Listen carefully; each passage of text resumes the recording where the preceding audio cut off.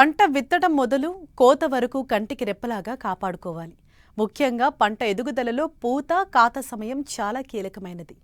ఈ సమయంలో రైతులు అధిక ఖర్చుతో రసాయన మందులను పిచికారీ చేస్తుంటారు, కానీ ఫలితం ఉండటం లేదు. ఈ నేపథ్యంలో ప్రకృతి వ్యవసాయంలో ఎగ్ ఎమినో యాసిడ్ పిచికారీ ద్వారా చాలా మంది రైతులు సత్ఫలితాలను పొందుతున్నారు. అయితే రైతు స్థాయిలో ఏ విధంగా తయారు చేసుకోవాలో తెలియదు. ఎగ్ ఎమినో యాసిడ్ తయారీ విధానం ఎలానో ఇప్పుడు చూద్దాం.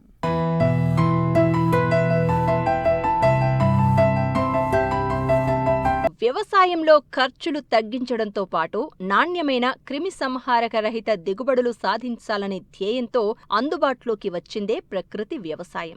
విచ్చలవిడిగా రసాయన ఎరువులు, పురుగు మందుల వినియోగం వల్ల భూమి నిస్సారంగా మారుతోంది. దిగుబడులు తగ్గిపోతున్నాయి.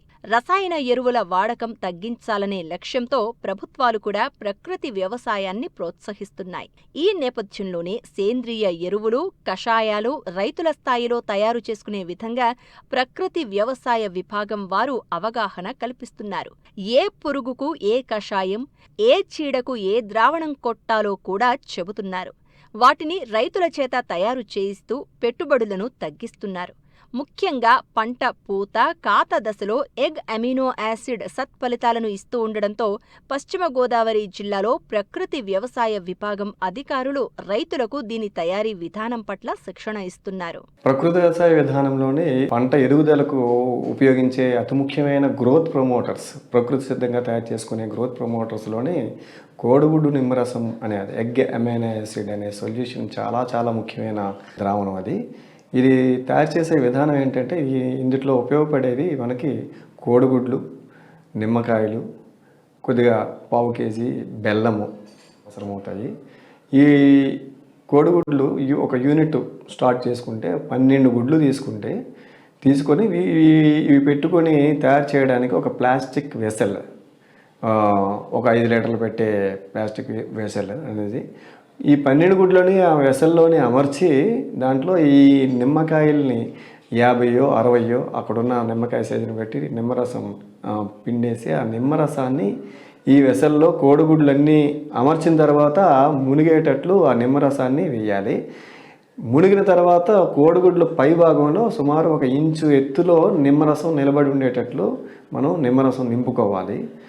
ఈ విధంగా నిమ్మరసం గుడ్లలో నిమ్మరసంలో గుడ్లు ఉన్న తర్వాత క్షణం నుంచే మనకి నిమ్మరసంలో ఉన్న సిట్రిక్ యాసిడ్ అనేది గుడ్ల పై పెంకుని లోపల ఉన్న తెల్లసొన పచ్చసొనని కరిగిస్తాడు. సిట్రిక్ యాసిడ్ వల్ల అందులో ఉన్న ఆర్గానిక్ మూలకాలన్నీ కూడా కరగడం స్టార్ట్ అవుతాయి. అంటే ప్రోటీను, ఈ కొవ్వులు ఇవన్నీ కూడా కరగడం స్టార్ట్ అవుతాయి. ఈ విధంగా వేసినాక మనం లిడ్ క్లోజ్ చేసుకుంటాం. ఇక్కడ లిడ్ అనేది ఈ వెసల్ అనేది ప్లాస్టిక్ అయినా లేదా గాజు అయినా కావచ్చు, గాజు ఏదైనా క్లోజ్ చేసుకొని వేసుకుంటాము. ఇది సుమారు 10 రోజులు ఈ విధంగా ఉండాల్సి ఉంటుంది. 10 రోజుల సమయంలో మనకి కోడిగుడ్లు అనేవి బల్జ్ అవుతూ ఉంటాయి. కోడిగుడ్లు నుంచి మనకి మొదంగా ఈ నిమ్మరసం వెయ్యంగానే గాలి బుడగలు వచ్చే విధంగా ఉంటాయి. ఈ బల్జ్ అవుతా అంటే కరుగుతా, పై పొర కరుగుతా, లోపల పొరలు 2 కరుగుతూ ఉంటాయి. అది మొత్తం లోపల ఉన్న ఈ సిట్రిక్ యాసిడ్ వల్ల లోపల ఉన్న ఈ పెంకులో ఉన్న కాల్షియం కార్బోనేట్లో ఉన్న కాల్షియము, అలాగే మాంసకృతులు విపరీతంగా చాలా ఎక్కువ ఉంటాయి తెల్లసొనలో. అలాగే పచ్చసొనలోని కొవ్వు పదార్థాలు ఉంటాయి. ఇవన్నీ కూడా ఈ ముందుగా అమైనో యాసిడ్స్గా విడిపోతాయి. అమైనో యాసిడ్స్ నుంచి నత్రజని, భాస్వరం, సల్ఫరు ఈ మూలకాలన్నీ కూడా, అలాగే కోడిగుడ్లో మనకి సూక్ష్మ పోషకాలు కూడా ఉంటాయి. ఐరన్ కొద్దిగా, జింక్ కొంతమేర, ఇవన్నీ కూడా అవి కూడా మూలకాల రూపంలో అయాన్ల రూపంలో విడిపోతాయి. ఇన్ని 10 రోజులు పట్టుకు.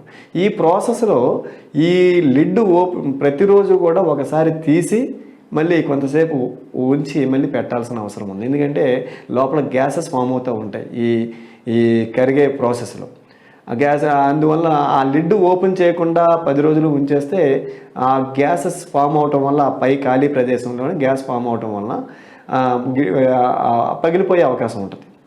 అందువల్ల రోజు ఒకసారి ఓపెన్ చేసి పగబెట్టుకొని మళ్ళీ క్లోజ్ చేసుకోవాలి.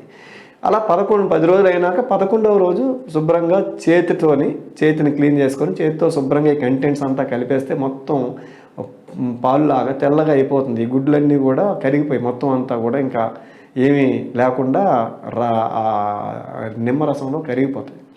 ఇంకా దాన్ని ఒక పల్చటి గుడ్డతో సీవ్ చేసుకొని వేరే వెసల్లోని వేసుకొని దాన్ని మనం నిలువ పెట్టుకోవచ్చు 3 నెలల వరకు కూడా. ఈ నిలువ పెట్టుకునే ముందు ఈ సొల్యూషన్లోని 1/2 కేజీ బెల్లము 1/4 లీటర్ నీటిలో కరగ తీసుకొని అది కలిపితే ఆ నిలువ సామర్థ్యం పెరుగుతుంది ఈ కోడిగుడ్డు నిమ్మరసంది.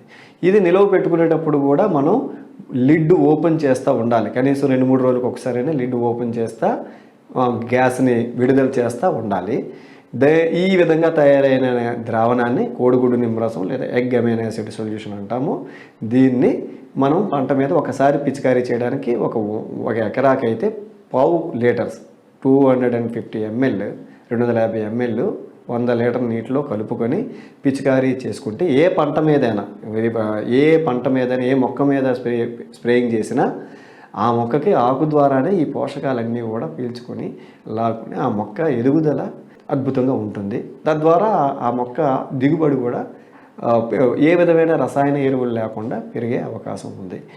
ఈ ఖర్చు అంతా లెక్క వేసుకుంటే సుమారు 40 రూపాయలు నుంచి 50 రూపాయలు, అంతకంటే ఎక్కువ ఖర్చు అవుతుంది. 50 రూపాయలు 40 రూపాయల నుంచి 50 రూపాయల్లో 1/2 లీటర్ అనేది ఖర్చు అయిపోతుంది. ఇంకా కొన్ని సందర్భాలు అందరూ సామూహికంగా కలిపి చేసుకుంటే రైతులందరూ కలిసి ఇంకా తక్కువ ఖర్చు అవుతుంది.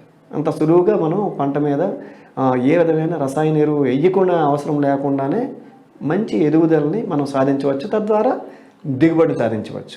ఇక్కడ అద్భుతం ఏంటంటే రసాయనాలు వ్యవసాయంలోకి అంటే నేలలోకి, మట్టిలోకి, నీళ్ళలోకి లేకుండానే మనం మంచి దిగుబడిని పొందే అవకాశం ఉంది. గ్రోత్ ప్రమోటర్ ప్రకృతి వ్యవసాయ విధానంలో ఈ కోడిగుడ్డు నిమ్మరసం.